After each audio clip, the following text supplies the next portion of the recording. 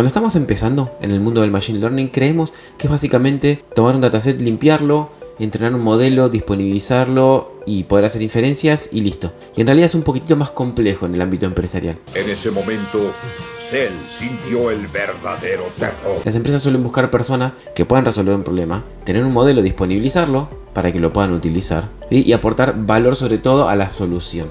Por eso hoy le va a tocar el turno a las habilidades técnicas o habilidades duras, pero nos vamos a concentrar en 7 habilidades que no son las típicas herramientas de Data Science o de Machine Learning, pero que puedes poner en práctica hoy mismo para que tu rol se destaque del resto de los científicos de datos. La primera de ellas es el versionado de código a través de Git. ¿Qué es Git? Una herramienta justamente para hacer versionado de código o versionado de cualquier proyecto. No solo de código, sino puede ser también de documentos, de textos. Y básicamente sirve para llevar un control de las distintas modificaciones que vamos haciendo en un proyecto, ¿sí? A través de versiones. Nosotros vamos definiendo distintas versiones que van marcando las distintas etapas por las que va pasando un proyecto, en nuestro caso nuestro código, y cómo va evolucionando y las características nuevas que le vamos implementando o correcciones que le vamos haciendo para poder tener un seguimiento y una trazabilidad de todo el proyecto, cómo fue avanzando. Por eso, lo principal que puedes llegar a hacer como acción mínima para empezar a mostrar que sabes usar este tipo de herramientas es tomar tus notebooks o los proyectos que estuviste trabajando de forma local en tu computadora y subirlos a un repositorio en GitHub. Después lo que puedes hacer, si querés también, como un paso intermedio, esto ya es, no digo que es más avanzado, pero ya es un poquito más sofisticado, es empezar a definir ramas o branches, como se les llaman, y con las distintas características que le fuiste haciendo a tu modelo o las distintas capas de complejidad que le fuiste agregando o soluciones que fuiste arreglando para mostrar que sabes manejar estas cosas y mostrarle al entrevistador técnico que vos sabés trabajar de forma un poco más profesional con el código y tenés una forma de trabajo que se puede adaptar muy bien a cómo se maneja en la industria, porque esta herramienta se maneja en el día a día, es igual o tan común como usar cualquier editor de texto o entorno de programación como Visual Studio Code o PyCharm o cualquiera de esos que se puede utilizar para desarrollar código. Bueno, Git es algo que se usa en el día a día. Entonces, saber usarlo, aunque sea lo básico, ya te va a poner por delante de los que no lo saben usar y hacen todo de forma local en notebooks. Lo segundo es el uso de APIs. ¿Qué son las APIs? Si no lo conoces, es un acrónimo que significa Application Programming Interface. Es decir, es una interfaz para las aplicaciones cuando uno está programando para comunicarse entre programas. Es una forma de disponibilizar información o una manera de ir a pedirle información a otro programa o otro servicio de forma estructurada y estandarizada. ¡Eso es, bellota! Es que eres un genio. Entonces, de esta manera, uno lo que puede hacer es profesionalizar un poquitito más nuestro servicio, nuestra solución, disponibilizándola como una API y consumiéndola desde otra, por ejemplo, desde una web app hecha en Streamlit. Entonces, de esta manera, nosotros mostramos que podemos hacer un programa un poco más sofisticado, un poco más profesional de lo que haríamos si tuviéramos todo en un notebook, celda tras celda tras celda de código que tenemos que ir ejecutando una tras de la otra. De esta manera podemos disponibilizar servicios, que es como se hace realmente en los proyectos. Uno después estos servicios los puede desplegar en la nube, por ejemplo, lo podemos después consumir a través de un frontend, una aplicación web, o lo podemos consumir desde otro servicio de backend también, pero esto nos permite crear un código que es un poquitito más profesional y es más parecido a cómo se manejan los proyectos. Por eso, una acción mínima que podemos hacer es, si vos ya tenés tu modelo entrenado que permite hacer predicciones, es crear un endpoint en FastAPI o en Flask, en la que quieras probar, y disponibilizarlo a través de un endpoint, por ejemplo, que se llame Predict, donde uno puede ahí consumirlo y pasarle el parámetro de entrada que necesite y devolver el resultado de la predicción. Y esto ya marca una diferencia con respecto a otros perfiles que todavía, como decíamos hoy, no lo manejan en un notebook de forma puramente local. Un ejemplo de esto es por ejemplo un clasificador de spam, donde uno, cuando uno llama a esta API, le puede mandar el pedazo de texto que uno quiere clasificar y nos puede devolver en un objeto JSON si es spam o no spam. Y si querés ir un pasito más allá, como un extra, lo que puedes hacer es agregarle validaciones de forma que si la llamada a la API llega vacía o la información que llega no es del tipo que espera, devuelve un mensaje de error con un cartelito para indicar que el tipo de dato está incompleto o está vacío, en vez de que se rompa y que levante un error y que interrumpa el flujo del programa. Esto va a hacer que nuestra aplicación sea un poco más robusta y esa API pueda seguir funcionando, aunque la consulta no sea de la forma que se esperaba. Gracias. I love you. Entonces de esta manera, ¿sí? Nuestra solución deja de ser un notebook o una aplicación en nuestra computadora y pasa a ser un producto utilizable y que puede ser consumido tanto por un cliente como por un frontend como por otra aplicación. Y de esta forma empezamos a interconectar las distintas soluciones. ¿Sí? Fíjense cómo ya empezamos de a poquitito, ya con el versionado y con la creación de APIs, ya como nuestro código cambia un montón y pasa de ser un notebook o un archivo monolítico con un montón de líneas de código a estar ya versionado, tenemos ramas para ir midiendo nuestro avance y también podemos disponibilizar el servicio para poder ser consumido por otro. Si querés ir un paso más allá, la tercera herramienta es utilizar Docker. ¿Qué es Docker? Dicho en pocas palabras sin entrar en detalle, es una forma de crear un contenedor con un sistema operativo cargado dentro. Es como si fuese una especie de máquina virtual, ¿sí? Los expertos en Docker me van a matar porque yo sé que no es una máquina virtual, pero es una forma de encapsular, ¿sí? Por ejemplo, un mini sistema operativo con Python y todas las librerías que necesitamos para que funcione nuestro código. ¿Cuál es la ventaja de esto? Es que si nosotros tenemos un Docker funcionando, podemos llevarlo a cualquier otra computadora o incluso en la nube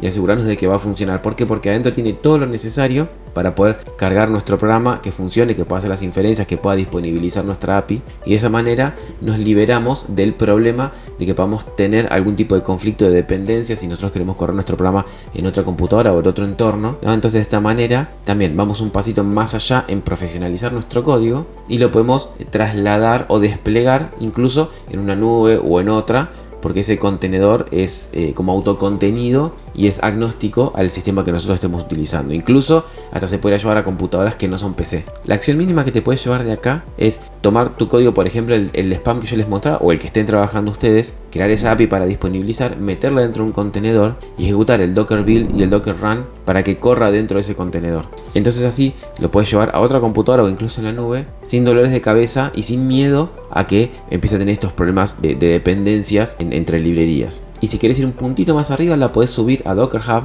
que es como una especie de GitHub pero para contenedores de Docker, que cualquier otro se la puede bajar y utilizar, ¿no? Y ya queda subida en la nube y se puede disponibilizar desde ahí. Y el beneficio de esto es que después en la entrevista vos podés mostrar que también empezás a tener nociones de cómo desplegar un servicio y no solamente programar. Y eso hace que tu perfil sea muchísimo más rico y muchísimo más valioso que simplemente alguien que sabe desarrollar código.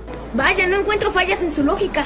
Y volviendo al plano de nuestra aplicación, ¿sí? Lo que podemos hacer a continuación es automatización de pipelines. ¿Qué es esto? Cuando nosotros entrenamos nuestros modelos o empezamos a crear nuestras herramientas, ¿qué tenemos que hacer? Descargar los datos, limpiarlos, prepararlos, entrenar el modelo, etcétera. Lo que podemos hacer acá es definir un pipeline, es decir, una serie de pasos, ¿no? Un proceso donde se van realizando distintas acciones una después de la otra para llevar desde el dataset crudo hasta el modelo entrenado listo para hacer inferencias, o por lo menos el dataset limpio listo para ser ingestado por el modelo para entrenarse. Por eso lo que podemos empezar a hacer es pasar nuestro notebook, donde tenemos todas esas celdas con las operaciones que vamos haciendo, a funciones en un script.py y tener un archivo principal, una función principal que ejecute todas estas funciones de punta a punta, armando todo este pipeline, ¿no? Entonces de esta manera podemos automatizar todo este flujo que vamos haciendo. Y por ejemplo, si querés ir un puntito más arriba, si estás en Linux puedes usar por ejemplo cron, o en Windows puedes empezar a usar el programador de tareas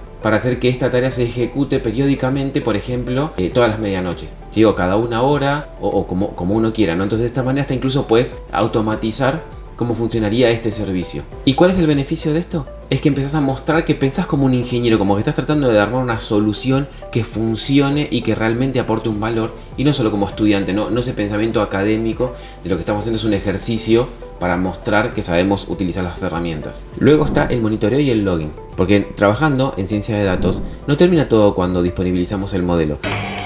¡Aún hay más! Ahí recién empieza la parte divertida. ¿Por qué? Porque tenemos que ir haciendo un seguimiento de cómo va funcionando este modelo. Ir guardando tanto las entradas que se le van dando cuando se consuma el modelo, como la salida que genera. Y esto lo podemos guardar en un archivo CSV o en una base de datos. ¿Para qué? Para hacer un seguimiento de cómo está funcionando el modelo. De esta manera podemos ver que también se desempeña en el mundo real, es decir, en producción, ¿sí? Con ejemplos reales o con casos que nunca vio en el entrenamiento, ¿sí? Y ahí aparte para ir viendo cómo va evolucionando en el tiempo, porque una cosa que puede pasar es lo que se conoce como el model drift o el data drift, que es que la precisión del modelo va bajando en el tiempo. Entonces lo que vamos a necesitar hacer es analizar por qué se produce esta baja en el rendimiento, en la precisión, ¿sí? Y si es necesario reentrenar el modelo o conseguir nuevos datos o cambiar los hiperparámetros, o ver si hay alguna condición que está provocando este cambio en el desempeño del modelo. ¿Y cuál es el beneficio de esto? De que vos mostrás que entendés el tema de que los modelos con el tiempo se degradan y empiezan a perder precisión, y que es necesario reentrenarlos y coleccionar nuevos datos, y para eso nosotros los guardamos en ese archivo CSV o en esa base de datos, porque esos datos después los podemos usar como una nueva generación de entrenamiento para poder generar un modelo que generalice mejor en las futuras predicciones. Después también viene el tema de nube, ¿sí? Que esto es un tema que me han consultado mucho,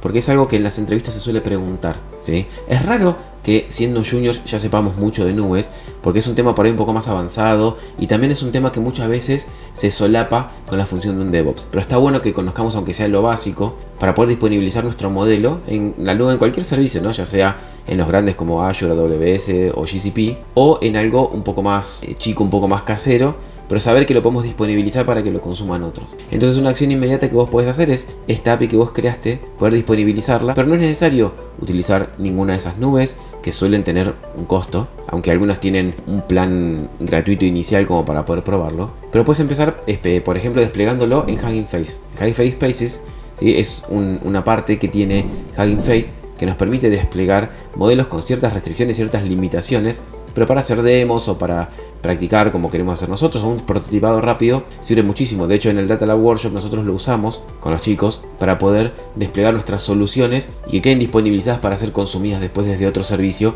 como por ejemplo la aplicación web, que también va a estar desplegada en la nube. Entonces, ¿cuál es el beneficio de todo esto? Que también podemos mostrar que sabemos desplegar en la nube un servicio que no solamente lo mantenemos de forma local, sino que lo podemos disponibilizar, ¿sí? Y contar con una URL pública que se la podemos pasar a cualquiera que pueda entrar y utilizarlo y consumirlo. No es necesario que esté conectado con nosotros o compartirle pantalla para mostrar lo que estamos haciendo, sino que lo pueden usar y en cualquier momento. Y la última herramienta que por lo general se pasa por alto y no se le da tanta atención es la documentación y las buenas prácticas. ¿Por qué? Porque es importante el proyecto que nosotros estamos desarrollando que pueda ser entendido por otras personas. Si bien los reclutadores no suelen prestarle tanta atención porque por ahí al venir de la parte de recursos humanos no entienden de la parte técnica, pero el entrevistador técnico muy probablemente mire nuestro repositorio y vea qué es lo que estamos haciendo.